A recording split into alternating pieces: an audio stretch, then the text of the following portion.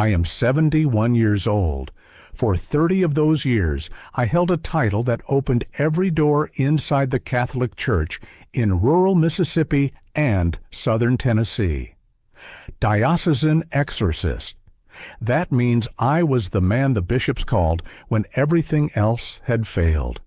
When the hospitals sent someone home with no diagnosis. When the family had nowhere left to turn.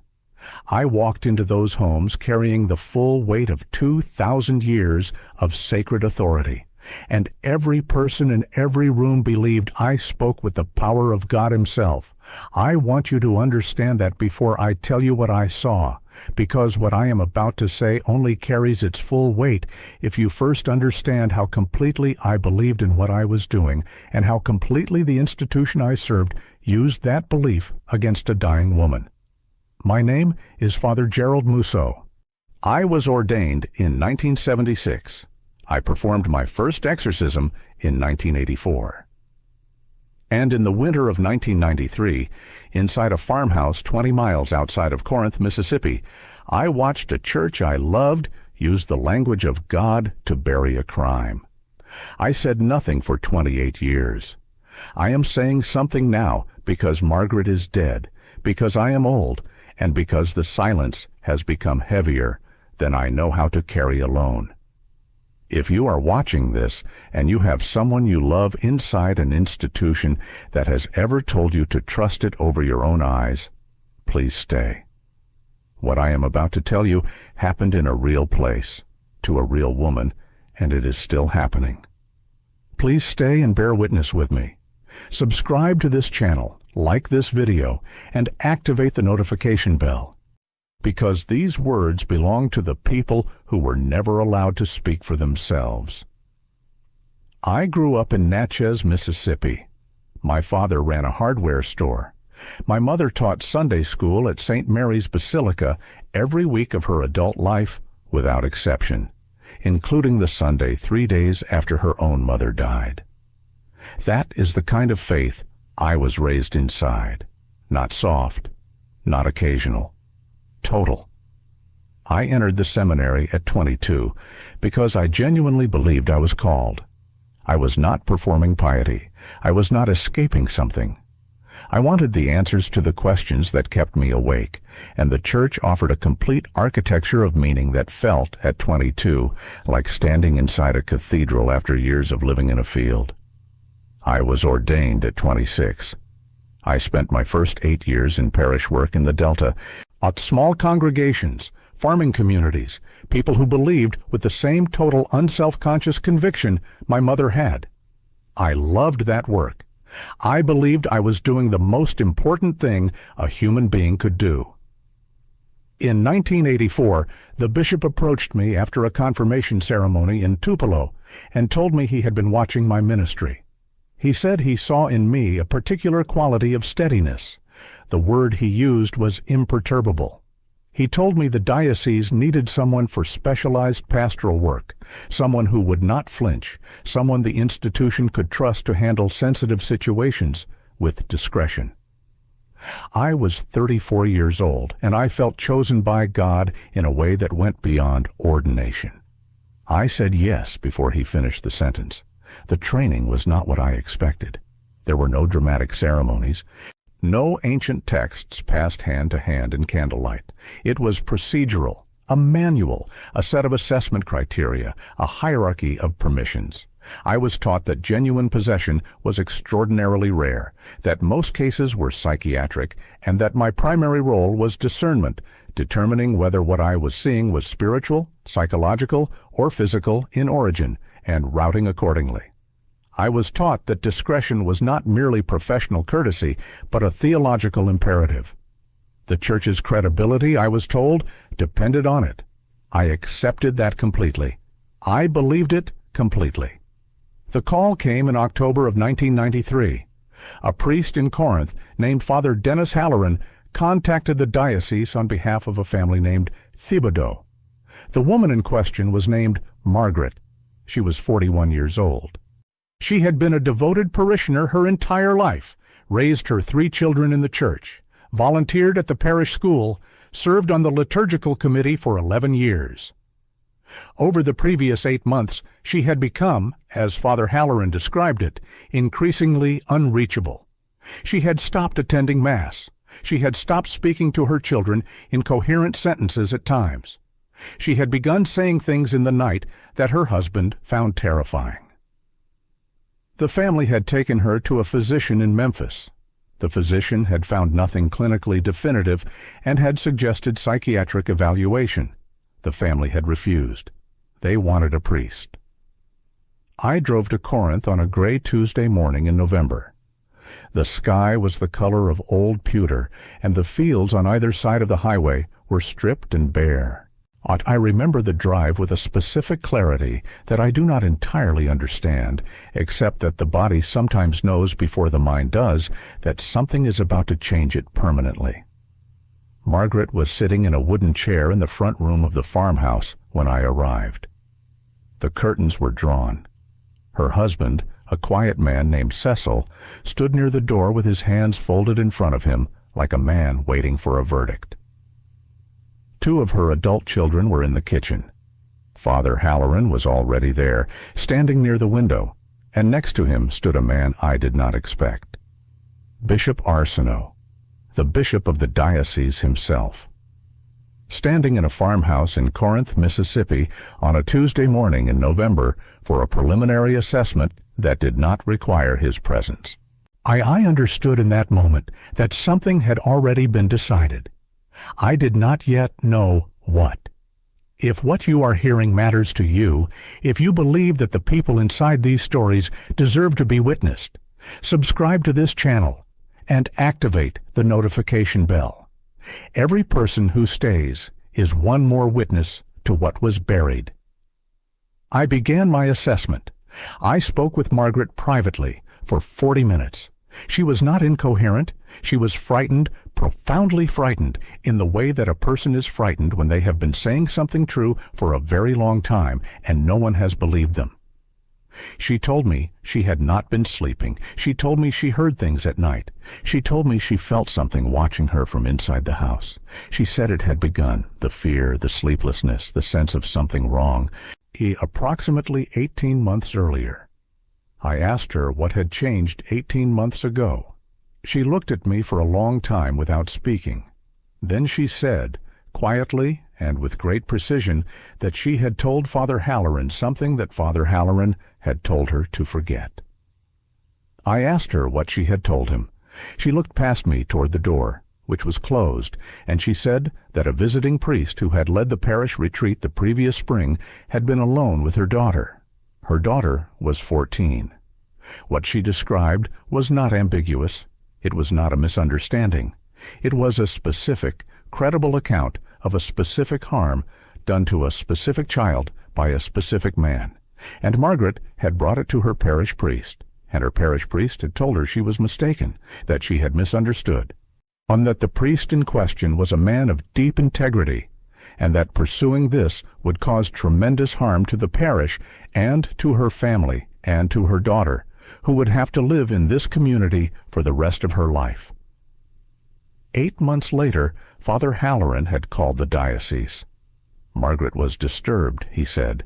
Margaret was unreachable. Margaret was saying things her family found terrifying. I sat across from this woman in her wooden chair in her darkened front room, and I understood what I was looking at. I was not looking at possession. I was looking at a woman who had tried to protect her child, been silenced by the institution her entire life depended on, and was falling apart under the weight of that silence and the continued presence of her daughter's abuser in their parish. The bishop was in her kitchen. The man who had covered it up was standing at her window, and I had been brought in to perform a ritual that would reframe her breakdown as spiritual affliction rather than institutional betrayal.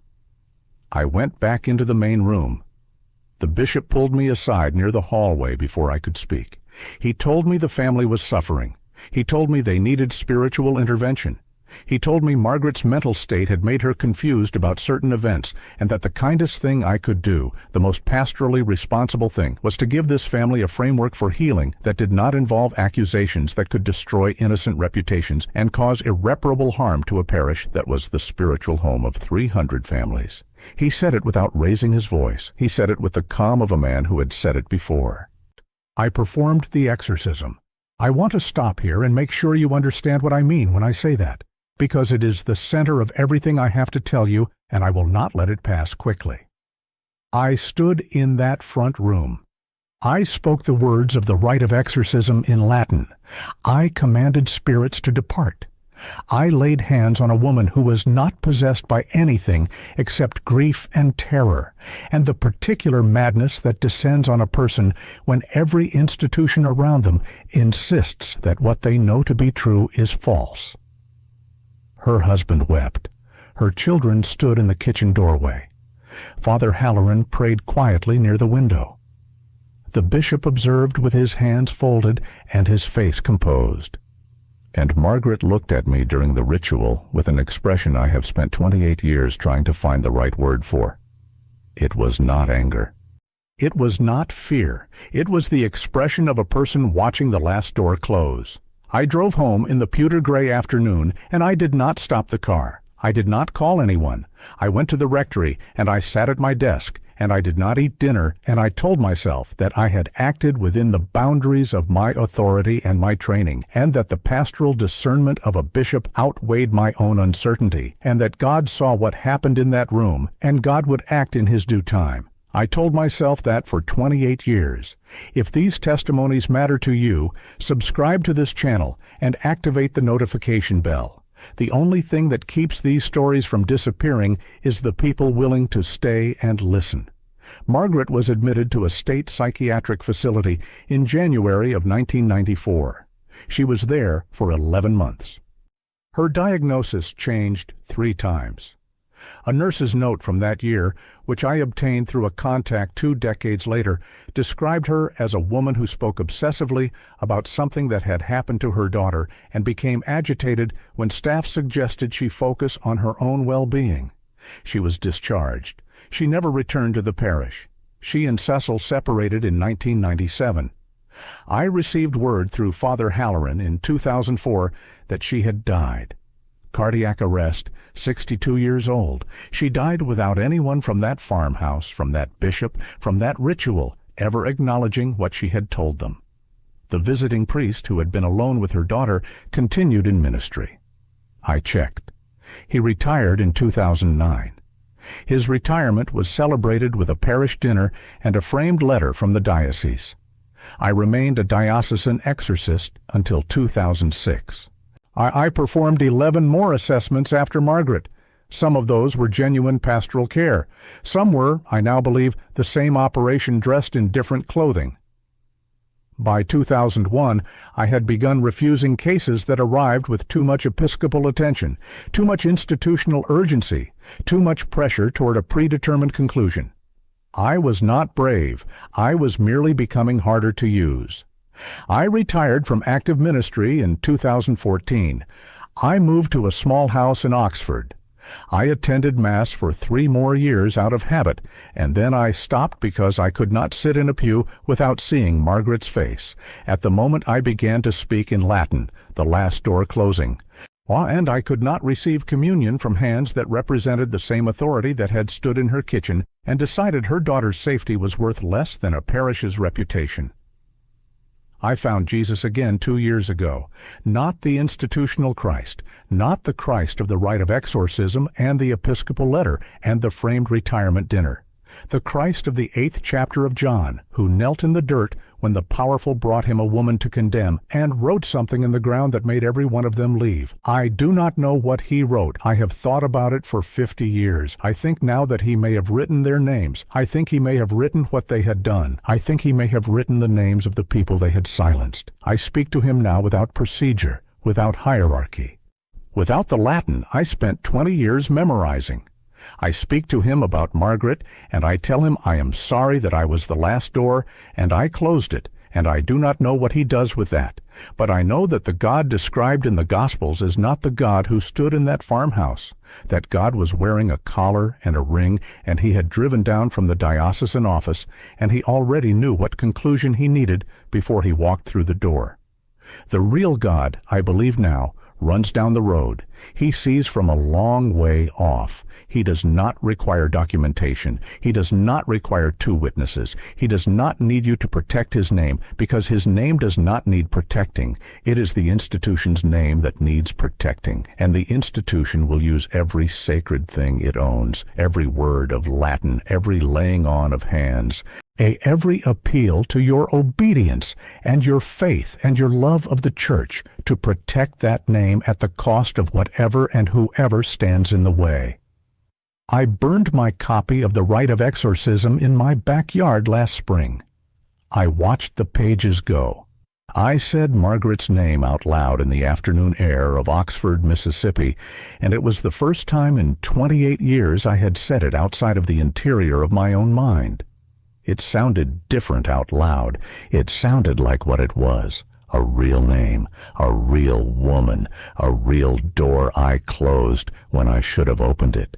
If you are watching this and you have a family member inside any institution, any church, any organization that has ever asked you to trust its discernment over your own, hear me now. Discernment is not the property of institutions. When it is not conferred by ordination or rank or the number of years a man has served. The woman in that wooden chair knew exactly what had happened to her daughter. She did not need my Latin. She did not need a bishop's pastoral conclusion. She needed one person in that room to say out loud what everyone in that room already knew. I was that person. I had that authority. I chose the institution. That is the testimony. That is all of it. I have carried it for 28 years, and I am setting it down here, in front of whoever is willing to witness it, because Margaret deserved a witness, and I owe her one, and because the debt of silence is the only debt that cannot be repaid except with truth.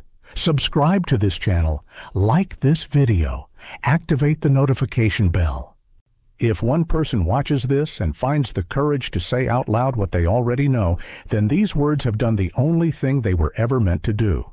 Margaret Thibodeau was real. What happened to her was real. And the church told me to forget what I saw. I have not forgotten.